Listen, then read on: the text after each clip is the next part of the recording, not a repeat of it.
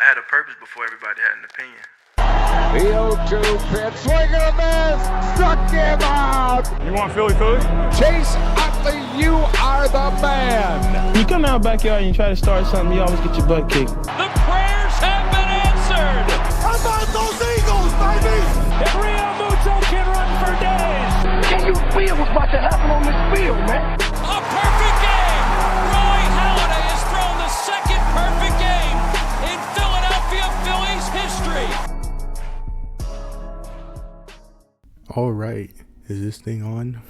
Welcome back to another episode of Philly Talk. As you could tell, not in my usual setup, not even on my PC. A lot of stuff is trying to get worked out in the move, but we've moved. I'm trying to record this on my laptop. So today's episode might be a bit short just to try and get something out until I can better finalize my setup. Hopefully it doesn't sound too bad, hopefully the mic isn't picking up on too much stuff. Hopefully it isn't having issues like when I first started out, because if you go back to listen to some of the videos I had started out with this channel, first off, I was doing them on my, I believe I was doing them on my laptop. Or no, maybe by the time I started this channel, I wasn't doing them on my laptop. I don't know. All I remember is, I think it was maybe for my other podcast with Freds, the mic I was using when recording on my laptop was not good.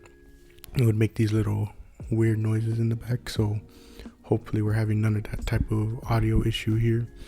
But again, just getting right into a Philly Talk, might keep things a little short, especially because, just don't know how much time I have, don't know if this is even sounding good. And I don't have my full setup to really, do like a proper episode. Right now I'm trying to pull up the stats for the game, while also having this going in the background. I don't have multiple screens to really do that. So real quickly before we get into the football game, let's start off with some Flyers and Sixers stuff. So the Flyers, just really struggling defensively. They're still kind of a fun team to watch. I mean, they're really having some high scoring games. I think, what ended up like 7-5, I think. I don't know. They've been having some real good high scoring games, real fun games to watch. Michkov's been looking real good. Sadly, Luchenko, I think, got sent down or is going to get sent down soon. But it makes sense. The guy's really super young, But he added a lot of, speed and fun to this team. But, development comes first. Don't mind the move of him getting sent down. And then the Sixers kind of had a rough start. They just got their first win. I think it is 2 days ago now to when I'm recording this. Or maybe it was a day ago. I don't remember. Against the Pacers. Overtime thriller. That shot that Tyrese Halliburton made to tie the game to send it to overtime was absolutely insane. That one play where the ball was going out of bounds and Yabusele got the rebound, or he got the rebound, was about to go out of bounds, tosses it back into Kelly Oubre, I believe, who then passes out to Tyrese Maxey for a three. That play was real good. Trying to remember from the Bucks game. The main takeaway from the Bucks game, and really the first couple of games so far, Tyrese Maxey is not getting a lot of fouls. But I also think it's also maybe, I don't have the data to back it up, but it might just be a league-wide thing because, it was something I was noticing from a couple other game highlights, and then, on his podcast, Kenny and I forgot who was on there with him. They brought it up too that it just seemed like the refs were now being more inclined to let them play through. You're still seeing the usual fouls, but there is a bit of a difference. But actually, going back to the Maxey thing, it's something a lot of Philadelphia fans have noticed, that he's just not getting a lot of these calls. Some people are like, the dude could get shot and they still wouldn't give him a foul, and that's what led to him having such a high volume night. Because I believe he dropped 40 something points, but people were like, oh, well, he shot the ball 30 times. Now, it was an efficient 30, other than, his three-point shooting. Three-point shooting wasn't the best, but the rest of it, looked pretty good. But again, it shows that he's not getting the majority of those points from the free throw line, meaning he's not getting to the free throw line, and it's not even his fault. Like I said, he's just not getting a lot of those calls. It's kind of odd to see him not get some of those calls. And then the other thing of note, a bit of a struggle on the defensive side. The main thing that was sticking out to me was Andre Drummond. I mentioned him in the season preview that he's going to be a key piece when Joel Embiid's not playing. But, defensively, I wouldn't say he was necessarily struggling. It's just when you have a center like Andre Drummond, it's a pacing thing, because there was a couple plays where, he just was struggling to get back, whether it was in the fast break or whatever, it was like he was struggling to get back down to the other side of the field to get to his defender, led to a couple of like wide open easy dunks or layups, so he does struggle a bit with the pacing, but I wonder how much of that is really going to get minimized when he's not playing starter minutes, when Joel Embiid is finally back and is taking up a majority of those minutes, and he can have more well rest and better fit the pace rather than but then again, you also got to think about the games that he's going to have to start when Embiid's not there, so just one thing to look out for. Again, very early in the season, but that was one thing I was noticing, especially in the Pacers game. I was like, man, he's really kind of struggling to get back on the defensive side a couple of these times, but when he does get set, he is doing pretty well. Overall, the rest of the team was doing pretty well too. Hopefully next time I can come with better like box score numbers. But yeah, from what I was watching in the Pacers game, really liking the way this team is looking so far. They just need to get better at adjusting at certain points, and need a lot of these other guys to step it up, because Tyrese Maxey can't be the only guy. We can't rely on him to drop 40 in order to win these games. And hopefully that pressure is alleviated from him once Joel Embiid comes back, once Paul George comes back. But so far, slow start to the season, but hoping to see these guys ramp it up. And then getting to the main point, the Bengals versus the Eagles.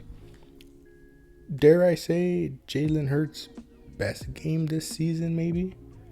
It's a very toss-up between a couple other games. Very efficient night, 16 of 20, 236 yards and a touchdown, no interceptions, didn't get sacked. Through his longest pass was 45 yards, 3 rushing touchdowns on the day. Saquon Barkley, 22 carries for 108 yards. Devontae Smith, 6 catches, 85 yards and a touchdown. A.J. Brown, 5 catches, 84 yards. Grant Calcaterra, 3 catches, 58 yards. Real great stuff from this receiving core. Very much turned it up later on in the game, that first half.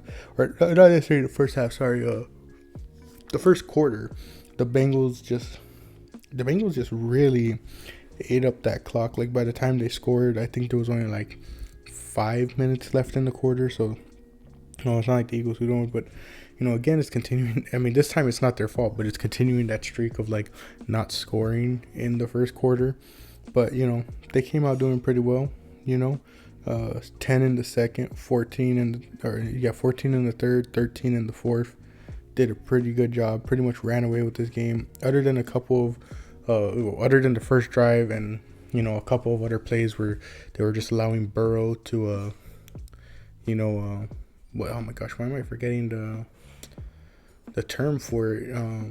Basically, letting Burrow like dump it off in short yardage and allow a lot of yards after the catch. The defense was holding up pretty well for the most part. Chauncey Gardner-Johnson has an interception.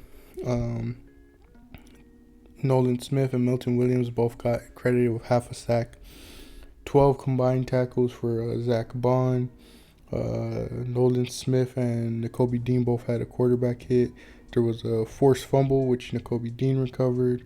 Cooper DeJean and Quinyon Mitchell locking things down. Cooper DeJean with that big old tackle on Jamar Chase on the 3rd and 1 to hold them. Those two guys looking really well. Quinyon Mitchell was only targeted twice. They were not throwing at him. Man, he is looking really good. Could potentially be an All-Pro as a rookie. Don't think he'll get it just because, like I was telling my dad, the All-Pro voters really like to value interceptions at the corner and safety spot. And, sadly, Q has just not been able to come down with a lot of those, A lot of them going through his hands. A lot of them, not necessarily in a good spot for him to try and pull it down, So sometimes it's not his fault. But, the guy has just been playing shut down corner for so much of this season. Crazy to think he's doing it as a rookie. Isaiah Rodgers looked pretty good. There was a couple others, but I can't remember. Brandon Graham had that big old play. I forgot what it was. N'Kobe Dean had a tackle for loss. Cooper Jean was a tackle for loss against Jamar Chase, as I mentioned. Jalen Carter, pretty quiet game. Not really what you want to see too often from him, Nolan Smith looking really good. Really hoping he can get a lot more snaps, even though, you just want to kind of continue playing Bryce Huff and hoping that, because you paid him all that money, he can, ramp it up, which, at times it seems like, but, it seems like they're doing a lot better when, it's Nolan Smith coming off that edge. And overall, I was really happy with this game. I was really happy with the way they turned it up in the second half, or really the second quarter onward. Defense really turned it up. Offense really turned it up. Jalen was very efficient. And overall, I just really enjoyed this game. This was a fun game. This was a big needed win. We go to 5-2, sadly, because of the Bears' incompetent defense, who don't know the number one rule of the Hail Mary. Washington was able to sneak out a win, and I believe they are still first in the division, sadly. Yes, they are 6-2. They could have been 5-3, and we could have gone ahead of them, but no. Chicago doesn't know how to play Hail Mary defense. So that leaves us for the final game of this stretch that I was talking about, against the Jacksonville Jaguars. Jaguars are 2-6, I think. I don't know for sure. 2-6, yes, 3rd in the AFC South. Just do a repeat of this game, Just get it going from the start, really hold things down. It's a pretty, on paper easy team, but we've seen what this team has done in the past. But I think they found their groove after the bye week. I think, has it? No, I don't know if when is the NFL trade deadline? I always forget if it's week 8 or week 9. Trying to find it right now. What date is the NFL? November 5th. So that would be next week Tuesday, right? Next week Tuesday. Gonna be very interesting to see what this team does. Especially after that Jacksonville game. I wonder what changes they make. What do they see in that final game right before the trade deadline, and say, what do we need to push this team over the edge? Or do we need anything at all? Honestly, since assets are limited at times, but then again, Howie Roseman is a wizard, but do you want to hold on to assets to not just sell everything for the future for, a win like the Rams did? Or do you want to, go all out like that? Do you look at this window and say, what, let's maximize it as much as we can and just do whatever we can to get a win? I still think pass rusher is probably what they do, because, they're not going to go out and trade for a linebacker. They're pretty set in the secondary, at least I would say. So I think pass rusher is probably where they're going to look at the most. Especially because anywhere else, it would really only have to be a rental. Even with the injuries in the offensive line, you're only going to need a rental because, Mailata is going to be here for a while. Lane says he still has a couple of seasons left in him, so he's not even thinking about retirement yet. So whoever you trade, it can't be some long-term thing where they take over, So going to be very interesting to see what they do. I think it's still pass rusher, hoping for a pass rusher, but at the same time, I just don't know who and what assets they should make available for such a a big move. You know, like I told my dad, and like I said, I think in the last episode, I don't think they need to go out and get some grand pass rusher. You know, would I like a Myles Garrett if the Browns fire sale? Sure. Would I like if they somehow pulled off a Max Crosby trade? Sure. But at the same time, I don't know how attainable they are, especially how much they're going to require in return. But I would start looking at that, like that secondary market where it's just like, who is still good that they can make a big impact on this team, but won't require such a large package to get them. You know, going to be very interesting to see what this Eagles team does. And then after that, you know, you got the Cowboys, you got the Commanders, the Rams, the Ravens. A lot of interesting games to come up, but that's why, you know, I'm hoping that they can just sweep this. And with that, we close out the month of October, which I learned in those 3 games of October, the Eagles were the one team to not have any turnovers. Glad to see them hopefully fix that issue with the deadline. Funny enough how you know, we looked at that early deadline as such a bad thing, and it was so helpful to this team, you know. Really helped out Jalen and teams, really helped out this offense. Really excited for this team now, you know, versus the early stages where it was like, you know, there was stuff they were looking at and we're just like still a bit weary about, you know. But here we are. You know, a lot of people are going to try and discredit it again, just like in 2022, and say, oh, you're just beating these easy teams like the Browns and the Giants and the Bengals, you know. But, you know, I just care about the fact of play the game in front of you, win it, you know, and win it in a good enough fashion that you can feel confident about this team, and that's what they've been doing. But anyways, thank you all for joining for this episode of Philly Talk. Hopefully I can get better situated. Hopefully I can, you know, start getting back to the script writing process. But, you know, this move, very hectic, very stressing. Just glad to come out here for even just, I don't even know how long this episode is, probably about less than 20 minutes. Just glad to come out here and relieve some stress this way. But thank you all for joining me this one. Look forward to hopefully beating the Jaguars next week.